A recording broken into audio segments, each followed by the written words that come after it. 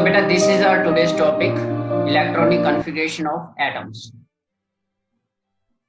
Electronic configuration simply एक methodology है, एक आप process कह सकते हो, which tells us about how the electrons gets added in different shells, subshells and orbitals present in a particular atom. इसके बारे में जो बेसिक रूल्स थे वो हम लोगों ने ऑलरेडी यस्टरडे डिस्कस कर लिए थे लास्ट लेक्चर में. That is Aufbau principle, Hund's rule of maximum multiplicity, Pauli exclusion principle. Those are the generalization, or you can say rules with respect to which the electronic configuration of different elements has to be configured. So electronic configuration simply is the distribution of electrons into orbitals of an atom. और अगर और ज्यादा deeply इसको define करना है तो हम कह सकते हैं the distribution of electron into different shells, sub shells and orbitals of an atom is known as electronic configuration of that particular atom. इसकी बेटो जो जनरल इलेक्ट्रॉनिक कॉन्फ़िगरेशन, जो जनरल रिप्रेजेंटेशन होती है वो इस तरह से होती है.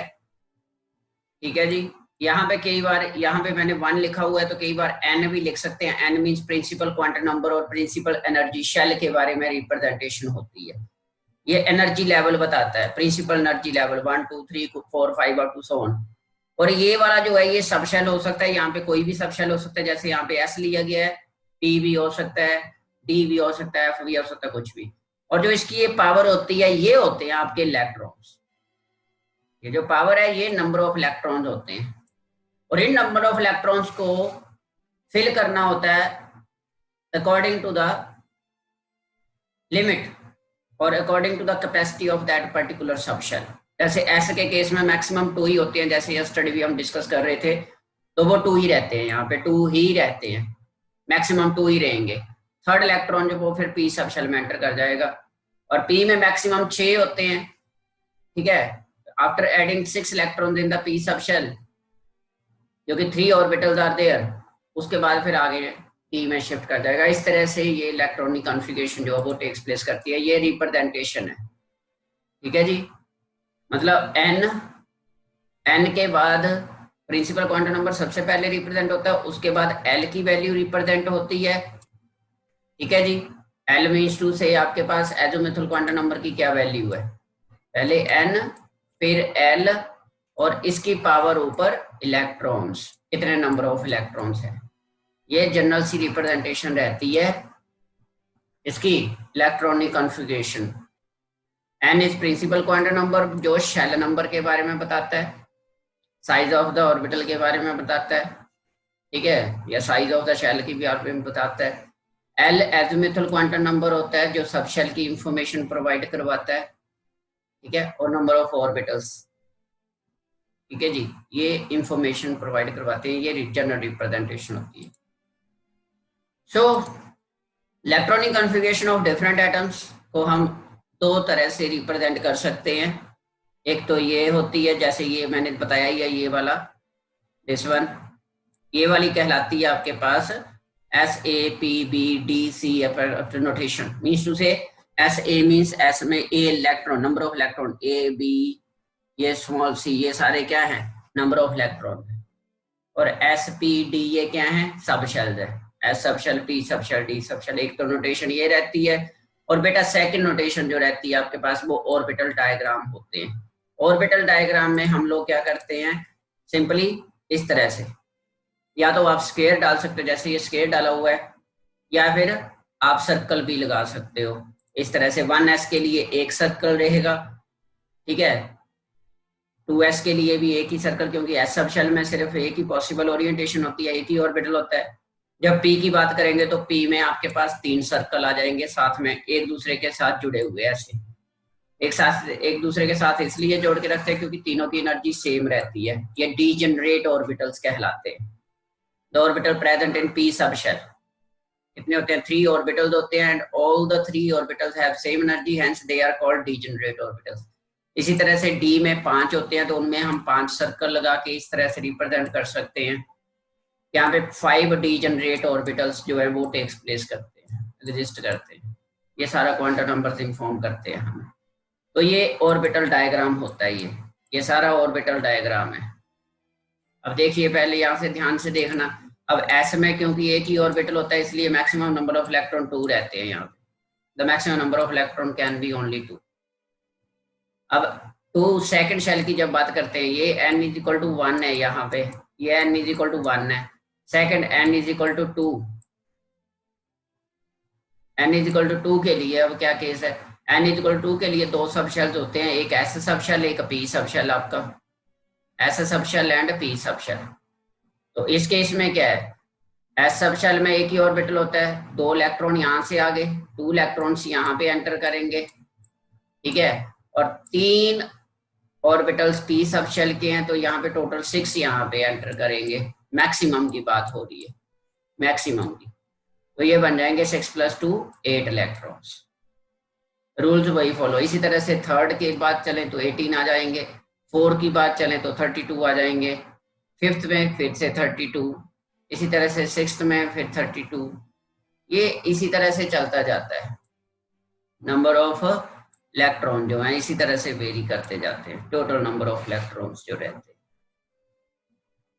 नंबर ऑफ ऑर्बिटल्स के ऊपर। जितने टोटल नंबर ऑफ ऑर्बिटल होंगे उनके ट्वाइस हो जाएंगे। अगर 4 ऑर्बिटल है तो 8 हो जाएंगे, अगर 5 ऑर्बिटल है तो 10 हो जाएंगे, 9 ऑर्बिटल है तो 18 हो जाएंगे। इस तरह से ये आपकी इलेक्ट्रॉनिक कॉन्फ़िगरेशन ऑर्बिटल डायग्राम रहता है। इसको आपने अच्छी तरह से स्टडी करना है थोरोली। इसके बाद आता है नेक्स्ट आपके पास फर्स्ट नोटेशन, जो आपकी NS-NP-D है, जो मैंने बताया ये आपको, उसमें सबशेल रिप्रेजेंट किया जाता है सिंबल जैसे SP-D के साथ, और जो उनका सुपरस्क्रिप्ट है जैसे ABC वगैरह, वो नंबर ऑफ इलेक्ट्रॉन्स लाई करते हैं वहाँ। इसी तरह से हम डिफरेंट प्रिंसिपल क्वांटम नंबर्स के लिए डिफरेंटली उनको रिप्रेजेंट कर सकते हैं, 1 2 3 4 अप टू 100। सेकेंड नोटेशन में आपके पास जैसे हमने ये वाला देखा ही है, इसमें आपको पता है कल भी हमने डिस्कस किया था कि हर एक ऑर्बिटल में जो इलेक्ट्रॉन फिलिंग होती है वो एक एरो के साथ होती है, ठीक है, एरो अपवर्ड तो पॉजिटिव स्पिन होती है, अगर एरो डाउनवर्ड है तो नेगेटिव स्पिन होती है। तो जो कल हम डिस्कस कर रहे थे रूल्स, उनमें आपने डिस्कस किया था कि जब डीजनरेट ऑर्बिटल की टर्म आती है, जैसे P की हो गई, D की हो गई, इनमें मान लीजिए आपने 4 इलेक्ट्रॉन फिल करने हैं, तो आप पहले क्या करोगे, पहले सिंगली फिल्ड करेंगे सारे के सारे, उसके बाद फिर पेयरिंग स्टार्ट होगी। डीजनरेट की केस की बात हो रही है, ये ध्यान रखना है। कई बार क्या करते हैं बच्चे उल्टा ले लेते हैं, वो कहते हैं कि पूरे में ही पहले सिंगली फिल्ड करेंगे, सारे में ही एक एक फिल। ऐसा नहीं होता, सारे में नहीं एक एक फिल करना, पर्टिकुलर सब शेल के ऑर्बिटल्स में। जैसे एस में तो एक ही होता है, यहाँ पे तो 2 सीधे ही आ जाएंगे। अब P में 3 होते हैं, ये तीनों के तीनों डीजनरेट होते हैं। तो इन केसेस में जब इलेक्ट्रॉन फिलिंग होगी तो पहले सिंगली पेयर होगी, मतलब सिंगली फील्ड होगा, पॉजिटिव या नेगेटिव, मतलब सेम स्पिन रखनी है। अगर पॉजिटिव ले रहे हो फर्स्ट तो सारे के सारे पॉजिटिव ही आएंगे, अगर नेगेटिव ले रहे हो तो सारे के सारे नेगेटिव आएंगे। उसके बाद जब फोर्थ इलेक्ट्रॉन है तो फोर्थ इलेक्ट्रॉन फिर पेयरिंग स्टार्ट करेगा, 4 5 6 इस तरह से, फिर आगे D में भी इसी तरह से चलेंगे। ये ध्यान रखना है। एक पर्टिकुलर सबशेल के ऑर्बिटल्स के केस में हमने पेयरिंग रूल जो है वो अप्लाई करना है, ये ध्यान रखना। नेक्स्ट सिमिलरली इसके बाद ये हो गया आपके पास सेकंड नोटेशन, मैंने बता दी। एडवांटेज क्या होती है सेकंड नोटेशन की, इसमें ये है कि यहाँ पे सारे के सारे क्वांटम नंबर रिप्रेजेंटेशन होती है, ठीक है। ये जो ये वाली नोटेशन है ना, यहाँ पे सभी क्वांटम नंबर्स रिप्रेजेंट हो रहे हैं। जैसे n की वैल्यू ये होगी 4, ठीक है, उसके बाद l की वैल्यू ये आ गई S P D F। उसके बाद ये ऑर्बिटल जो हैं ये कोई पॉसिबल ओरिएंटेशन से बेटा होती हैं, तो ये m की वैल्यूज होती हैं, m माइनस, जैसे P के लिए -1 0 +1, D के लिए -2 -1 0 +1 +2, F के लिए -3 -2 -1 0 +1 +2 +3, इस तरह से। मतलब इसकी ये वाली जो नोटेशन है ऑर्बिटल नोटेशन जिसको हम बोलते हैं, इस नोटेशन का फायदा ये होता है कि इससे हमें सारे के सारे क्वांटम नंबर्स जो होते हैं वो इंफॉर्मेशन उनके बारे में मिल जाती है, ठीक है जी। It represent all the 4 quantum numbers.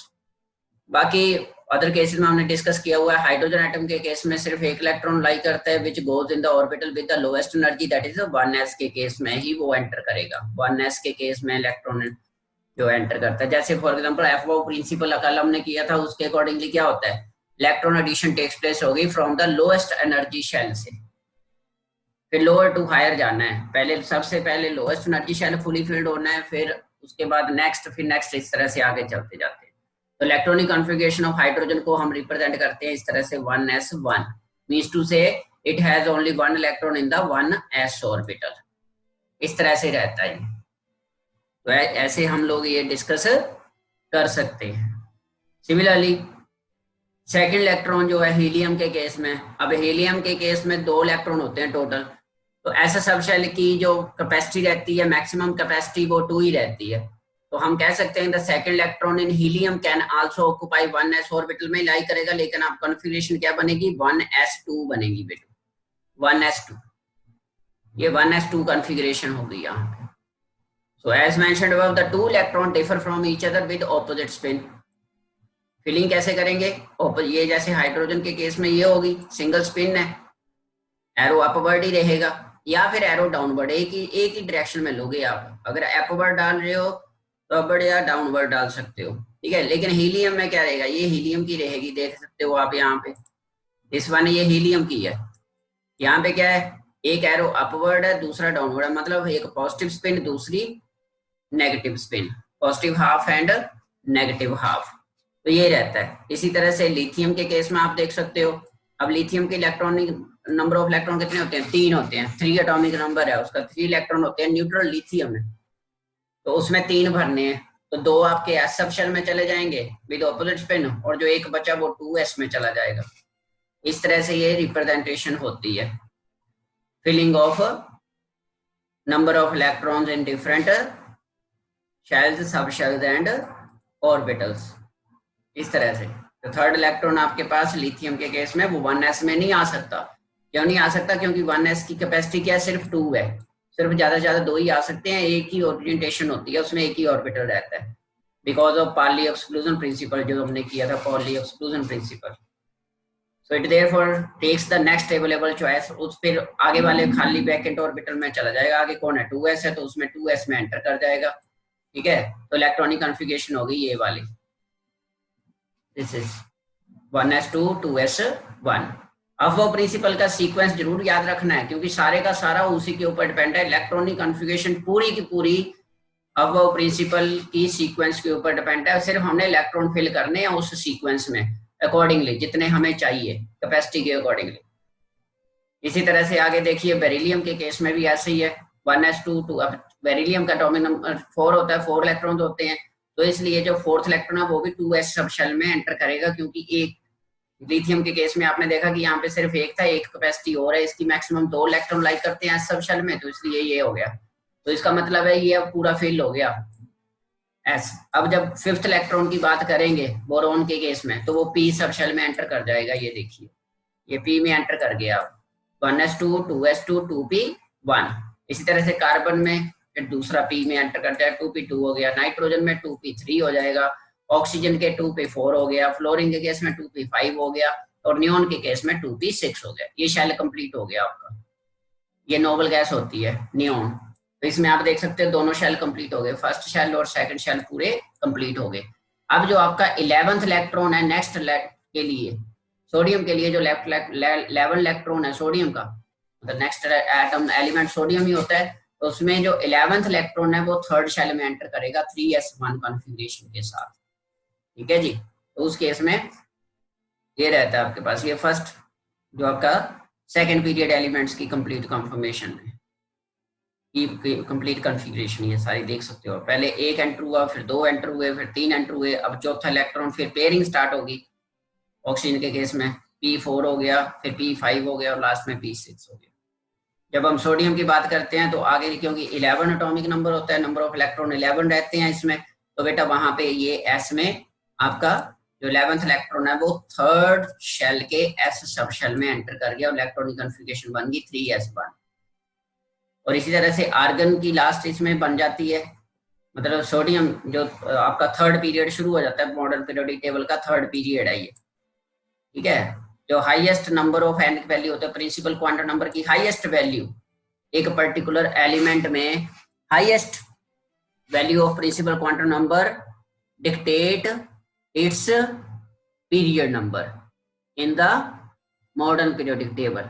जो हाईएस्ट वैल्यू ऑफ n होगी, ठीक है, इलेक्ट्रॉनिक कॉन्फ़िगरेशन में highest value of principal quantum number जैसे यहाँ पे 3 है, वो उस एलिमेंट के पीरियड नंबर को शो करती है, रिप्रेजेंट करती है। तो यहाँ पे सोडियम किस पीरियड का एलिमेंट है? थर्ड पीरियड का एलिमेंट है। फिर ये इस तरह से, इसके बारे में डिटेल हमने नेक्स्ट थर्ड यूनिट जो क्लासिफिकेशन उसमें डिटेल में करना है ये चीजें, पर यहाँ पे बस आप इतना सा समझ लो कि जो highest value of principal quantum number होती है वो रिप्रेजेंट करती है उस एलिमेंट का पीरियड नंबर, ठीक है। तो आर्गन के ये सारा थर्ड पीरियड है, तो थर्ड पीरियड में P6 तक जाएगा इस तरह से। जैसे यहाँ पे 2P तक गया था, 2P1, 2P2, 2P3, 2P4, 2P5, 2P6, यहीं से अब थर्ड पीरियड में बात करेंगे तो वो हो जाएगा 3P1, 3P2, 3P3, ये सिर्फ 3P6 तक जाएगा। ये है आपके पास आर्गन की इलेक्ट्रॉन कॉन्फ़िगरेशन। तो same pattern as the elements from lithium to neon, मतलब जैसे सेकंड पीरियड एलिमेंट्स की थी उसी तरह से पैटर्न आपका थर्ड पीरियड के एलिमेंट्स में, ठीक है जी। तो इसी तरह से आगे भी हम लोग वेरी कर सकते हैं, इसी तरह से आगे चलते हैं, ठीक है। तो electronic configuration of element from sodium to argon को हम जनरली कैसे लिख सकते हैं? फिर जो आपकी बुक्स में लिखी होती है ये वाली, सोडियम के लिए आ गई नियोन, क्योंकि नियोन तक तो सेम पैटर्न चल रहा है, यहाँ तक ये देखिए ये नियोन का पैटर्न है, ठीक है जी। ये नियोन है आपके पास, तो नियोन में 10 इलेक्ट्रॉन तो आए हुए हैं, तो सोडियम का लिए क्या लिख सकते हैं? 10 नियोन के हो गए, वहां पे इसी तरह से नियोन लिख दिया, मतलब नियोन की कॉन्फ़िगरेशन आ गई। उसके बाद लास्ट उसका सोडियम का लास्ट शेल एंटर कर दिया 3s1। इस तरह से आर्गन की लिखेंगे तो आर्गन की कैसे लिख देंगे? नियोन 10 इलेक्ट्रॉन ये हो गए प्लस 8 3s2 3p6 18 इलेक्ट्रॉन दो। इस तरह से इलेक्ट्रॉनिक कॉन्फ़िगरेशन हम लोग जो बुक्स में लिखी होती है ना बेटा, वो सारी की सारी इसी पैटर्न में लिखी होती है, इस पैटर्न में, मतलब नोबल गैस के साथ। प्रीवियस वाली केस में जो noble gas complete electron complete हो जाते हैं वहां तक नोबल गैस लिख दो, आगे वाला फिर बैलेंस शेल काउंट करना स्टार्ट कर दो, ये बैलेंस शेल कहलाता है। जैसे 3s1 और इसमें ये 3s2 3p6, ये बैलेंस शेल कहलाता है ऑफ एन एटम के लिए, ठीक है जी। इस तरह से आप लोग इसको स्टडी करोगे। Similarly the electrons in the completely filled shells, उनको क्या बोला जाता है? कोर इलेक्ट्रॉन बोला जाता है। The electrons in the completely filled shells, they are known as core electrons, and the electrons that are added to the electronic shell, ठीक है, with the highest principal quantum number, that are called valence electron। वो तो simple सी बात है, जो inner electron जो inner shells होते हैं ना, क्योंकि outer highest number of quantum number तभी फेल होगा जब आपके इनर वाले सारे के सारे फेल हो जाएंगे बेटा।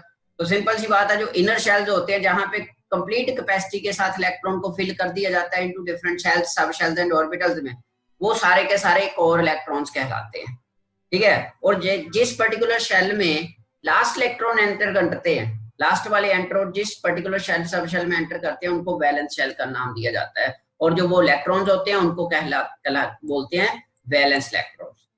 जो इनर वाले होते हैं उनको कोर इलेक्ट्रॉन्स, और जो शेल्स वगैरह होते हैं उनको कोर शेल्स बोलते हैं, इनर शेल्स जिनको बोला जाता है। इस तरह से हम लोग इसको डिफाइन करते हैं बेटा। जैसे नियोन के केस में कोर इलेक्ट्रॉन्स जो हैं, the electrons in neon are the core electrons है, ठीक है, फ्रॉम सोडियम टू आर्गन, वो कोर इलेक्ट्रॉन बन गए, ये नियोन के कोर इलेक्ट्रॉन्स है। और ये 3s और 3s2 3p6 ये क्या हो गए? वैलेंस इलेक्ट्रॉन्स हो गए, क्योंकि ये वैलेंस शेल आ गए, क्योंकि हाईएस्ट एनर्जी शेल फील हो रहा है, लास्ट इलेक्ट्रॉन जो है वो थर्ड शेल में एंटर कर रहे हैं, ये रहता है। इसी तरह से पोटाशियम कैल्शियम के केस में 4s ऑर्बिटल आ जाता है, being lower in energy than, ये यहाँ पे वो n+l रूल फॉलो हो जाता है। अब पोटाशियम कैल्शियम के केस में 4s ऑर्बिटल की एनर्जी आपको पता है लो होती है देन 3d से, तो 3d ऑर्बिटल से पहले 4s की फीडिंग टेक्स प्लेस होनी शुरू हो जाती है, तो वहां पे एक नया पैटर्न बन जाता है स्कैंडियम के केस में, 3d orbital being lower in energy than the 4p orbital. इस तरह से आगे मतलब n+l रूल फॉलो होना स्टार्ट हो जाता है आफ्टर थर्ड पीरियड एलिमेंट्स के बाद। थर्ड पीरियड जो है, ठीक है जी, सोडियम वाला जो पीरियड है उसके बाद फिर आपका N+L रूल एग्जिस्ट करना स्टार्ट कर देता है। ठीक है जी, यहाँ तक तो एज इट इज चलता है 1s 2s 2p 3s 3p तक। लेकिन इसके बाद जब डी की ये टर्न आती है तो 3d से पहले 4s इलेक्ट्रॉन एंटर करता है। ठीक है, इसी तरह से आगे चलें तो फिर 4p ऑर्बिटल एंटर कर जाता है, 3d के बाद 4p, इस तरह से चलते हैं। ये N+L रूल का कल जो हमने किया था ये उसी की एक्सप्लेनेशन रहती है, N+L रूल की, जिसको बोहर-बरीस रूल भी बोला जाता है।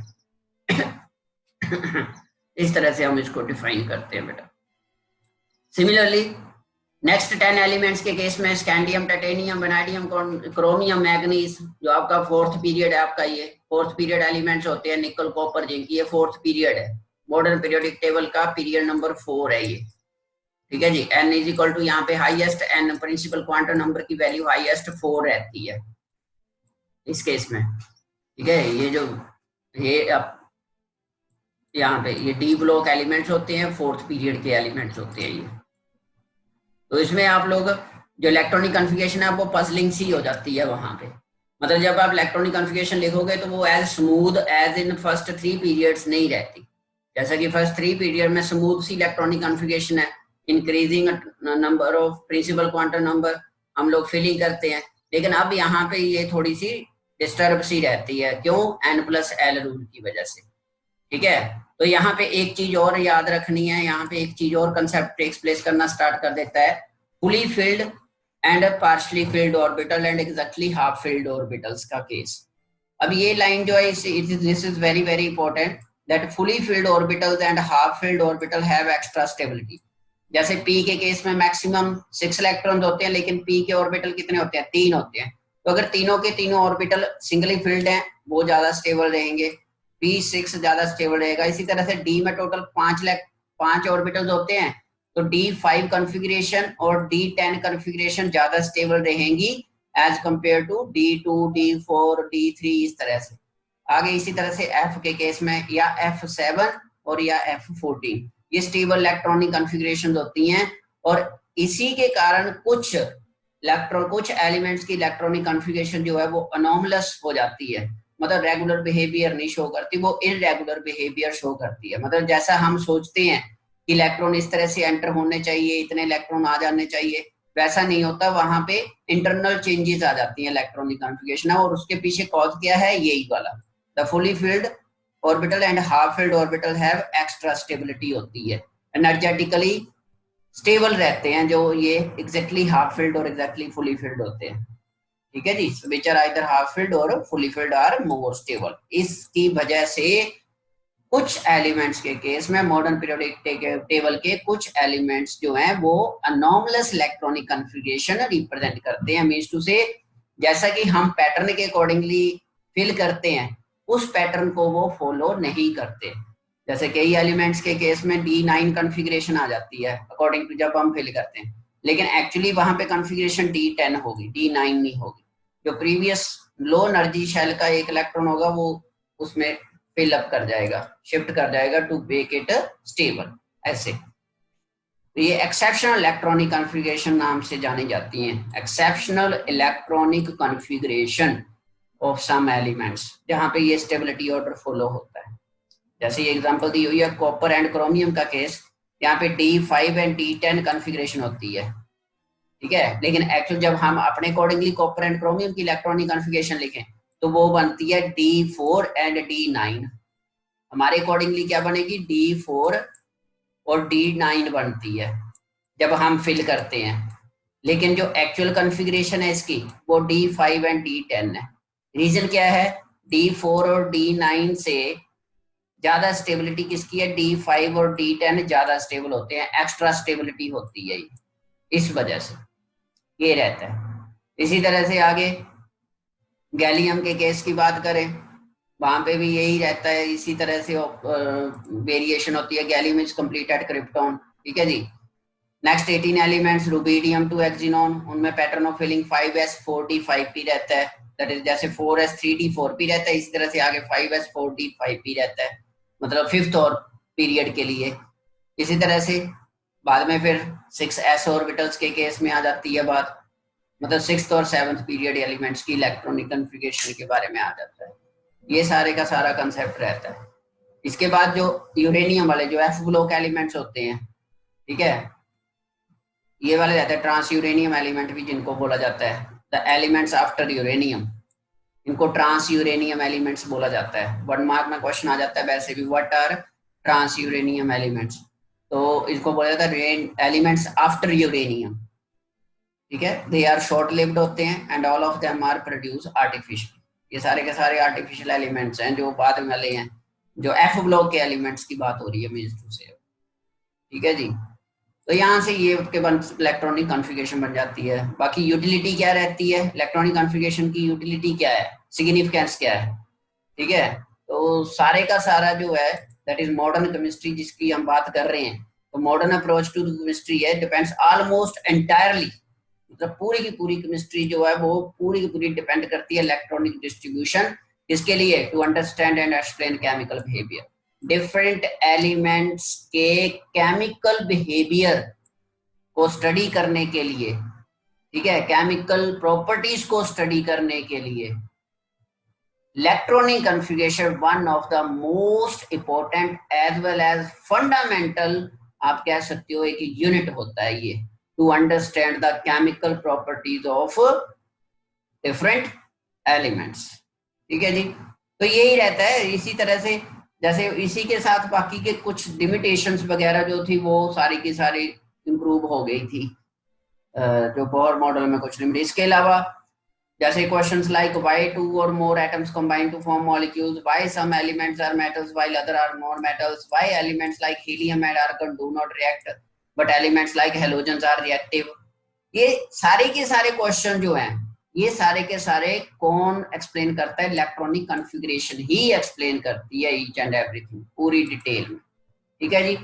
बाकी स्टेबिलिटी जैसे मैं बोल रहा था कि जो एग्जैक्टली हाफ फिल्ड, जैसे हमने अभी डिस्कस किया, एग्जैक्टली हाफ फिल्ड और एग्जैक्टली फुली फिल्ड ऑर्बिटल जो होते हैं वो बेटा ज्यादा स्टेबल रहते हैं, degenerate orbital specially, degenerate orbital word जरूर याद रखना है, ये सिर्फ पी डी और एफ के केस में होता है, या तो ये एग्जैक्टली हाफ फिल्ड होने चाहिए या फुली फिल्ड होने चाहिए। उसके पीछे कारण क्या होता है, 2 रीजन होते हैं बेटा, 2 बेसिक कॉजेज, एक सिमेट्रिकल इलेक्ट्रॉनिक डिस्ट्रीब्यूशन, एक तो सिमेट्री होनी चाहिए, सिमेट्री लीड्स टू स्टेबिलिटी, जितनी ज्यादा सिमेट्रिकल डिस्ट्रीब्यूशन होगी स्टेबिलिटी उतनी ज्यादा होगी। सिमेट्री मींस टू से कि सेम स्पिन के साथ फिलिंग हो रही है एक particular type of sub shell में, जैसे पी सब शेल में 3 है तो तीनों के तीनों सेम स्पिन के साथ है, वो सिमेट्रिकल रहेगा। अगर उनमें एक भी ऑपोजिट स्पिन आ गया तो अनसिमेट्रिकल हो गया, अनसिमेट्रिकल होने से क्या हुआ, जो इलेक्ट्रॉनिक कॉन्फ़िगरेशन है वो अनस्टेबल हो जाएगी उस केस में, ठीक है। और दूसरा रहता है energy exchanges, energy exchanges specially हम बेटा डिस्कस करते हैं जहां पे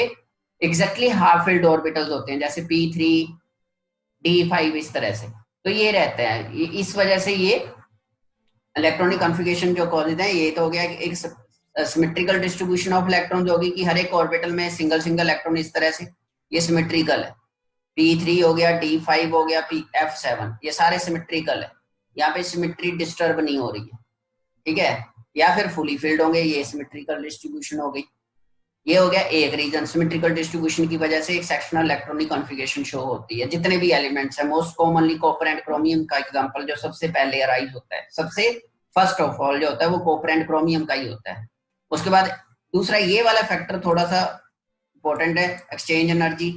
एक्सचेंज एनर्जी में क्या है कि ये पॉसिबल होता है एग्जैक्टली हाफ फिल्ड जहाँ पे होते हैं, जैसे मान लीजिए यहाँ पे आप देख सकते हो, ये डायग्राम्स में देख सकते हो आप कि अभी डी ऑर्बिटल्स हैं, तो ये सारे के सारे सिंगली फील्ड है, 5 के 5 डी ऑर्बिटल जो है वो सिंगली फील्ड है, ठीक है, D5 कॉन्फ़िगरेशन। अब यहाँ पे देख सकते हो आप कि फर्स्ट केस की जब हम बात करते हैं तो फर्स्ट ये वाला इलेक्ट्रॉन 4 एक्सचेंज कर रहा है, एक्सचेंज मतलब शफल कर रहा है, एक फर्स्ट इस इलेक्ट्रॉन के साथ इसके टोटल कितने हो गए, 4 एक्सचेंजेस हो गए, 4 इसके हो गए। इसी तरह से नेक्स्ट इलेक्ट्रॉन 3 एक्सचेंज करेगा, उससे नेक्स्ट फिर 2 एक्सचेंज कर लेगा, मतलब पोजीशन शफल करता रहेगा, और जितनी ज्यादा शफलिंग होगी एनर्जी उतनी ज्यादा चेंज होती जाएगी और स्टेबिलिटी बढ़ती जाएगी, और लास्ट में 1 एक्सचेंज। तो टोटल नंबर ऑफ एक्सचेंजेस कितने बन गए इस केस में, 10 बन गए, जो कि हाईएस्ट है। अगर मान लीजिए वो D4 कॉन्फ़िगरेशन होती, जैसे ये D4 कॉन्फ़िगरेशन की है, अगर मान लीजिए D4 होती या D3 होती, तो अगर D4 की होती तो पहले केस में 3 एक्सचेंज ही पॉसिबल थे, क्योंकि खाली के साथ जो एम्प्टी है, जो एम्प्टी होगा एम्प्टी के केस में एक्सचेंज टेक्स प्लेस नहीं होगा, ठीक है। जहां पे इलेक्ट्रॉन लाई कर रहे हैं उसी के साथ एक्सचेंज होगा, इलेक्ट्रॉनिक एक्सचेंज वहीं पे होगा, एनर्जी एक्सचेंज वहीं पे होगा। जो खाली ऑर्बिटल है उसमें एनर्जी एक्सचेंज नहीं टेक्स प्लेस करेगा। तो 3 फर्स्ट केस में हो जाएंगे, 2 सेकंड केस में हो गए, सेकंड इलेक्ट्रॉन 2 तरह से एक्सचेंज करेगा, थर्ड एक तरह से, टोटल हो गए 6। Large number of energy exchanges leads to stability. जितने ज्यादा नंबर ऑफ एनर्जी एक्सचेंजेस होंगे स्टेबिलिटी उतनी ज्यादा होगी। यही कारण है कि जो आपका D10 कॉन्फ़िगरेशन होती है, D10 कॉन्फ़िगरेशन वो एक्स्ट्रा स्टेबल रहती है एज कंपेयर टू D4। और इसी तरह से जब सिमेट्री की बात करें तो सिमेट्री के केस में जो D10 कॉन्फ़िगरेशन रहती है, D10 ये वाली D10 कॉन्फ़िगरेशन जो रहती है वो ज्यादा स्टेबल होती है एज कंपेयर टू D9 और D7 और D8। इस तरह से हम लोग इसको एक्सेप्शनल इलेक्ट्रॉनिक कॉन्फ़िगरेशन को डिस्कस करते हैं। तो ये है बेटा आपका यूनिट नंबर 2। आगे तो ये समरी है, इसको एक बार टिकाना है। और ये आपका मॉडर्न पीरियोडिक टेबल है जिसमें मैंने कोशिश की हुई है कि सारे के सारे atomic number that is quantum numbers के विद रिस्पेक्ट टू हर एक पीरियड को और एक ग्रुप को रिप्रेजेंट किया जाए। डिफरेंट पूरे पीरियोडिक टेबल में किस तरह से प्रिंसिपल क्वांटम नंबर की वैल्यूज, एजिमुथल क्वांटम नंबर की वैल्यूज और मैग्नेटिक क्वांटम नंबर की वैल्यूज और नोड्स कितने प्रेजेंट होते हैं किस पर्टिकुलर केस में, ये सारा यहाँ पे डिटेल में स्टडी किया हुआ है इस डायग्राम में। आपने इसको बेटा अच्छी तरह से रीस्टडी कर लेना है। बाकी ये समरी है।